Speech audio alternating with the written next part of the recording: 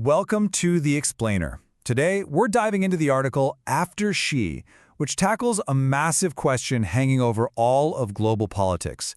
What on earth happens when China's strongman leader, Xi Jinping, eventually leaves the stage? Now, this isn't just about a new face in charge. It's about the entire future of one of the world's most powerful countries. And believe me, the answer is anything but straightforward. So let's get into it. Right off the bat, the authors, Tyler Jost and Daniel C. Mattingly, frame this perfectly. They remind us that in authoritarian systems, leadership changes aren't these neat, orderly handovers. No, they're more like political cage matches. I mean, think about it. The last time this happened, when Xi himself came to power, Beijing was rife with rumors of coups. This isn't just procedure. As they say, it is peril. And this number? This is exactly why we're talking about this right now. Xi Jinping is 72 years old. After spending more than a decade building up just immense power, purging all his rivals, and really remaking China in his own image, his age means the country is heading into a brand new and kind of unnerving phase. The era of Xi's strength is giving way to an era defined by one single question. Who and what comes next? To even begin to answer that, we've got to look back. Because China's history with leadership transitions is, well, anything but stable. You can see a pattern here, right? Succession has almost never been simple. When Mao died, his hand-picked successor was out the door in less than 2 years. Deng Xiaoping, the guy who designed modern China, basically ruled from the shadows and chewed through 2 potential heirs before settling on a third. Even the one transition everyone calls orderly, from Hu to Xi, was soaked in scandal and drama.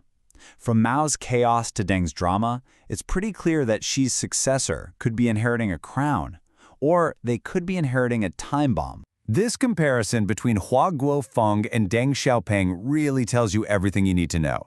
Hua literally had a note from Mao saying, "You're the guy," an official blessing.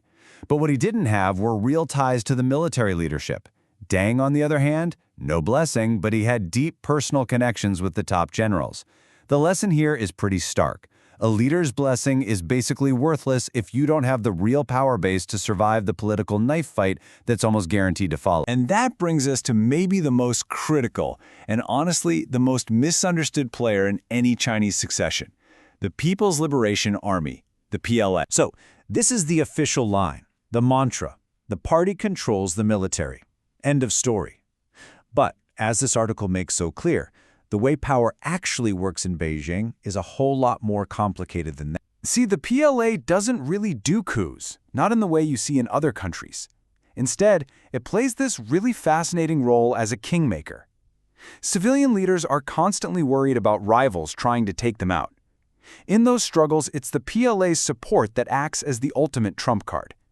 The military basically decides which leader has the muscle to enforce their will and actually stay in power. Just picture this moment. Mao is on his deathbed. He can't even speak anymore. He doesn't just point to his civilian successor. He actually reaches for Marshal Ye Jianying, a top military leader, and grabs his hand, silently telling him, "You've got to back this new guy." It's incredible. Even Mao, the most powerful figure of all, knew his own word wasn't enough. His heir's survival depended entirely on that handshake with the military. So all of this history creates this huge problem for Xi today. As he's thinking about who's next, he is completely trapped by what the article calls the successor's dilemma. It is a classic catch-22, right? If you pick someone who's strong, who's ambitious, who's competent, well, they might just decide to challenge you before you're actually ready to leave. But if you pick someone weak, they'll just get eaten alive by rivals the second you're off the scene. This explains so much, like why both Mao and Deng just burned through potential heirs, tossing them aside if they got too powerful or looked too weak. Okay, so with all that context, who is actually in the running to take over from Xi? You'd think there'd be a clear line of succession, but when you look at the top ranks of the Communist Party, the answer is pretty shocking. There's basically no one. Let's just run through the list. The Politburo Standing Committee, the most powerful men in China. You got the premier, Li Qiang.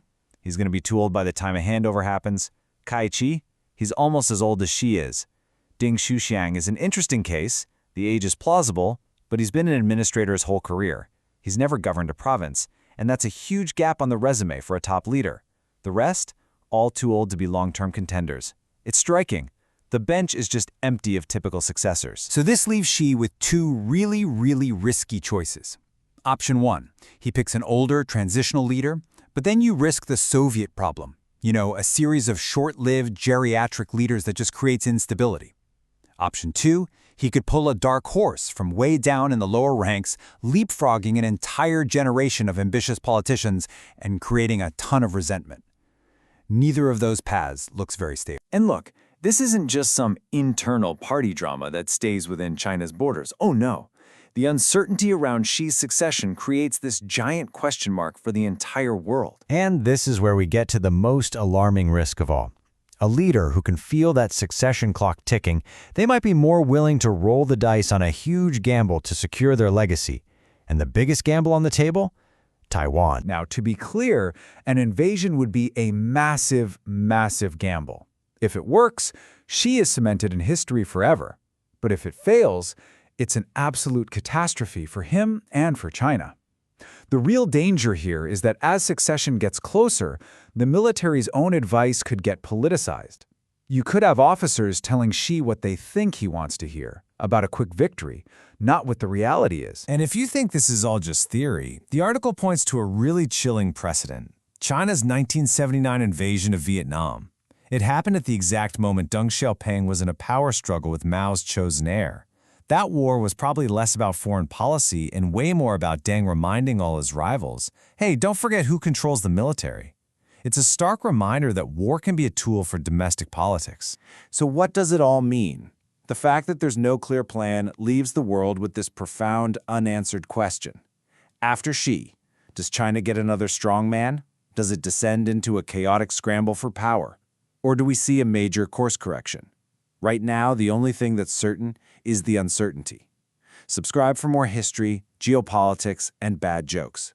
This explainer was produced by FireflyHaku, who keeps this show running smoother than any Communist Party Congress.